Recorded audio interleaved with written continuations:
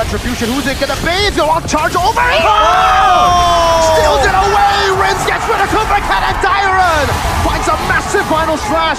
Luke jumps over the penalty zone. Moreno all by isolated key. Red out on that bush now loses his immortality as Luke is actually able to dish out some damage over to ADOC, but he's only just a roamer right now with Iman. He's left to defend all alone. Does he have Iman for it? Does he have enough resources? No, he does not. RRQ Hoshi equalize, and we will get game number 3 under our belt. The Kingdom continue their rebuild with one of their prodigies in the front foot. What in the world is going on? We were anticipating the normal intense matches we've seen in the season so far, from last season even. But Kensu has brought out the rabbit from the hat, the Rome Aurora, and it has paid off. It won against Bigatron. Aurora Rome. Aurora Rome. And the utility jungle for Sutsujin. And it works out for RRQ Hoshi here. Kescu, they're playing a dangerous game, man. Giga Brain. Last time we saw a risky pick not work out for RRQ. Coach went missing. Yeah. Yikes. High risk, high reward. It definitely was a reward though. That's cute. 200 IQ draft again and again. Like you said, playing with a dangerous game, playing with fire. Basically, that was so scary. The fact that the Aurora was squishy to be punished. It was, you know, a lot of people were afraid that the Aurora couldn't really exert the damage needed, but then again, went for a full build, damage, full mage build, and was able to steal the Lord, was able to chunk down the players of Bigatron Alpha. Insane. Aurora Rome is going to be the next big thing, I guess. If we see that in ranked, Lubukan Idok. You're not Idok. Lubukan Idok. Okay? Idok, please. Calm down. Please, calm down. Please don't just use it yet. Don't use it yet. Try it first, maybe in classic games. Don't ease your way to the Aurora. Don't just pick it up, please. Yeah, right. Aiming.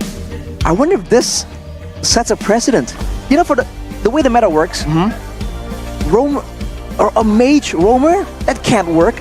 It stays that way until one day something happens in a tournament and everyone's like, hey, wait a minute, and then there's a shift. I wonder if this is, if you're looking at the flashpoint, right? The moment here where these mages can make their way into the roaming position. Because back then, remember, there were times where Yves was used in the roaming position too, Valir even on occasion, but it's all very situational. And this didn't look like one of those situational games, especially against a Ling. The Ling that has been banned away, that has been so important, so feared in the hands of Super Ken. Arguably one of the best, if not the best junglers in Indonesia. And he just brought out the Aurora Rome like it's normal. Technically it's Ube, right? The way that they're playing, they're just like constantly together, playing to fight, playing to just outnumber their opponents and then out-sustain and then winning in the team fights, the skirmishes. To be honest, it kind of gives me shades of Brian with the Valentina Rome. I remember that. But it doesn't have that much damage compared to Aurora because this, I think this time around, the burst was real. Yeah, the burst was real, the lockdown was real. Idok was going for a full damage build and not even a Thunderbolt was able to kind of relinquish that damage potential. And it's the damage, it's the crowd control as well. Yeah. At every single moment. Now, instead of just worrying about the Fredrin, Super Ken has to think about, okay, when is that the glacier gonna come out? And when he's thinking about all that, the Faramis can pull him around. There's just so many things. They're overwhelming him with things to be concerned about, and that's how they're able to shut him down. Man, Fredrin coming back, Mirko, how do you feel about this? We've always said, like, oh, good riddance, Fredrin. We don't want to see him anymore. But now, he's back. Oh boy. As long as it's not in the XP, it's fine. I'll accept it.